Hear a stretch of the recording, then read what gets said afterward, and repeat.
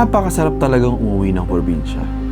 Sariwang hangin, pagkain, at napakagandang tanawin. Sino ba namang hindi mapapawaw sa ganda ng Ilocos Norte?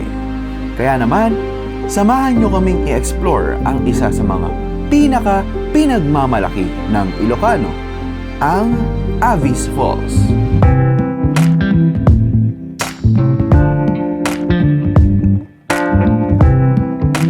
Maniniwala ka 20 minutes walk daw yun with climbing. Ay, totoo? Ay, saya to. Ako, G ako sa mga ganito, yung mga climbing. Susubukan ko ngayon kung gaano kalakas yung resistensya ko, yung endurance ko. So, ito yung mga dadaanan dito sa Avis Falls. Pero napakasimple lang naman, guys. Hindi siya gano'n. Pero hihingalin ka lang ng siguro mga 1 minute. Pero kaya-kaya. Kunyari nawawala ako. Ganun yung mga film. Para sa mga beginner na katulad natin na na hindi masyadong nagaganito, huwag kayong mag-alala kung gusto nyo pumunta dito sa Avis Falls. Hindi siya nakakapagod. Relaxing actually. Challenge ko sa'yo. Ano yan? Pag makaakyat tayo doon, dapat hindi nakabuka yung ilong mo. Sige. Oh, sige. Sige Game Game. Game 1. Dapat mga ganun eh. 2, 3, go! Ako, G ako sa mga ganito, yung mga climbing. Susubukan ko ngayon kung gaano kalakas yung resistensya ko, yung endurance ko. Kasi lumalaki ilong. Lumalaki puto ng ilong, ha? Wala ma. Oh, wala pala eh. So guys, hindi naman ito nakakapagod. Kaya huwag kayong mag-alala kung gusto nyo pumunta dito sa Avis Falls. Dahil ang Avis Falls ay worth it. Show me your soul. Baby, I'll show you mine. Show me your soul. Honey, it's way past time. How explicit do I have to be? Need I spell it out before you get it, baby? Show me your soul. And honey, I'll show you mine. I'll show you mine.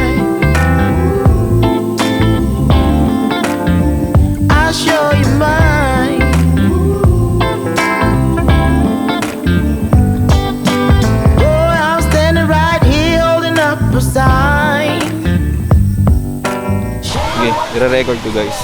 Para pag ako nadulas dito, kita nyo pa rin. Ang ganda. Ganda ng asawa ko.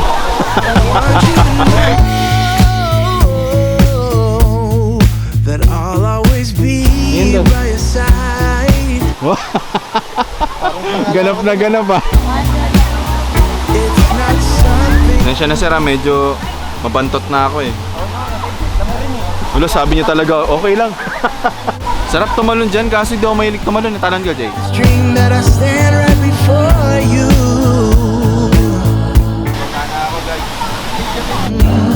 And you take my hand and let me get close to your heart. Why don't you show me how it Okay, guys, feels ako when naman your ang kakain na. dream Kakain na comes ako. true. Sakit! Mga may rabies ka, ha? I'd like to be able to claim you, to put my flag on your ground, but that ain't so. No, honey, I don't wanna cage you, don't even wanna tame you, just want you to say that you're mine. And I'm Napakaganda, di ba? Sobrang ganda talaga. As in, babalik-balikan mo. Pero may tanong lang ako. Ikaw ba? Papayag ka bang maging ganito ang ating kalikasan? Siyempre hindi, di ba? At alam mo bang sa 71% of Earth's water ay 1% lang of the Earth's water ang safe for human consumption? Talaga ba? 1% lang daw? Hindi, nga ko nalalaman. 1% lang? Oh, gusto mo lahat? Ano ka? Gahaman ka? 1%? Oo, alam ko. Alam ko yan. Alam mo? Oo. Okay lang. Okay lang. Aware naman ako. Aware. Oo. Kasi, we? Bobo eh. Sorry. Hindi mo ba nakikita na sobrang mind-blowing siya? Worth it naman talaga kapag napuntahan mo ang isa sa mga likha ni Lord. At lalo na kapag na-experience mo ito. Pero ikaw, sa estado mo ngayon, ano kaya ang maitutulong mo sa kalikasan natin? Siyempre, yung lagi nilang sinasabi, di ba? Na laging magtipid. Taka na, magpatay ka lang ng tubig eh. Toothbrush ka, gamit kang baso. Pero kung simple eh. If you can be a part of big cause, maybe you can, maybe you can join. Tinanay ko yung trabaho ng pagiging isang garbage collector. Ito siya, malaking impact yung nagagawa nung pag-segregate ng basura. Bili kayo 3 basurahan. Recyclable, biodegradable, non-biodegradable, at yung unbelievable. Kumbaga sa simpleng hakbang na yon, kung magsisimula siya sa bahay natin, sa sarili natin, malaki yung magiging impact niya, hindi lang sa community, pati na rin sa kalikasan. Yung paggamit ng mga tumbler. So, hindi na ako gagamit ng mga plastic cup, mga bottled water. May coffee grounds. Yung coffee grounds, pwede mo siyang gawing fertilizer sa halaman, gano'n. So, matutulong ko sa kalikasan sa pagbebenta ng damit, kapayapaan. Kapayapaan.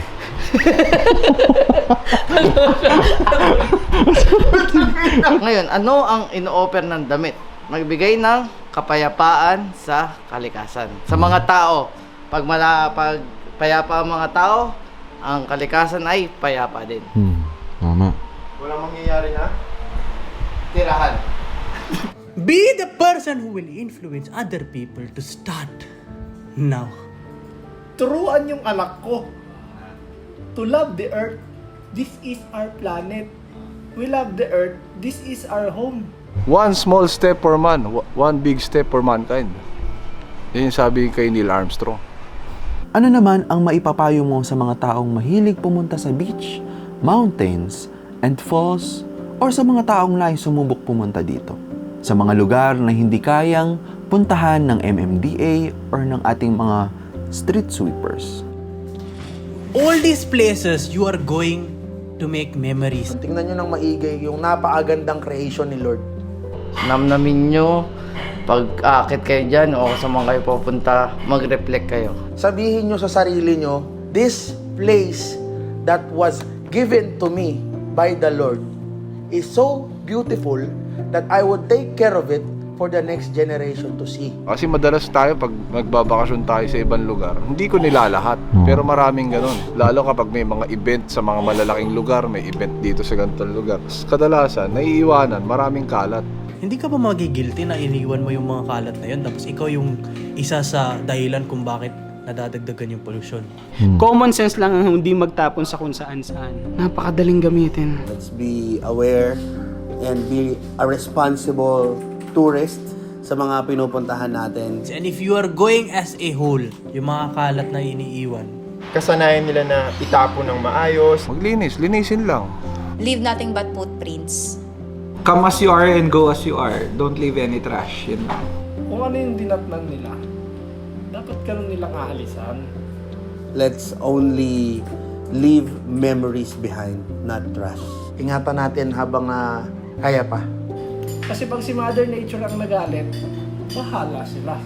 So guys, pauwi na kami. Feeling ko babalik ako ulit dito kahit na nakakapagod siya. Isa lang ang gusto kong pansinin, no? Feeling ko after nyo talagang maligo dun, talagang dapat linisan nyo yung pinagkainan nyo, yung mga kahit malilit na bagay. May mga may mga bawal na dun eh. May mga pizza pa dun. So, may basta may mga nakita akong kalat na parang masakit siya sa mata. Kailangan maging responsible tayo sa mga bagay-bagay na kaya nating gawin, no? Abot kamay naman natin, no? So, kailangan na tumulong tayo kahit maliit lang na bagay yon, ang paglinis ng sariling kalat natin. So, ayun lang guys.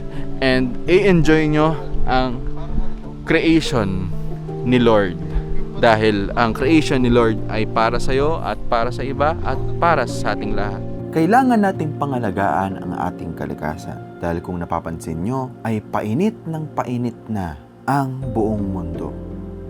Sa katunayan ay nireport ng NASA na ang summer of 2023 was Earth's hottest since global records began in 1880. At dinagdag pa ng NASA na ang months of June, July, and August combined were 0.41 degrees Fahrenheit o 0.23 degrees Celsius. Ibig sabihin ay ito ang pinaka-warmest kesa sa average summer between 1951 and 1980. Sa mga katulad kong 90s babies, ay September pa lang ay ramdam na namin ang kalamigan noon.